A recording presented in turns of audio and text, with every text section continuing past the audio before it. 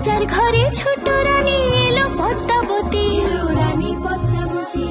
রাজার আরো 6টি রানীর ছিল না সন্তান, পদ্মাবতীর কোলালোতে মিলল সমাধান। বছর যেতে জন্ম নিল 7 ছেলে 1 মেয়ে, হয় খুশির আকাশ হঠাৎ কালো মেঘে গেল ছেয়ে। হিংসেতে যায় জ্বলে পুড়ে বাকি 6টি রানী, যুক্তি করে ঘটায় ওরা 7 কুমারের হানি। সুযোগ মতো 7 ছেলেকে মাটিতে দেয় পুঁতে, বাঁচে একা পারুল, ওরা পায় না তাকে ছুতে। ধাইমা বাঁচায় সেই মেয়েকে বড় করে তোলে, 7 ভাইকে পায় যে পারুল 7টে চাপা ফুলে। এত কিছুর পরেও রাজার বিপদ যে কাটে না, সূর্য নগরে সুখের সূর্য আর ওঠে না।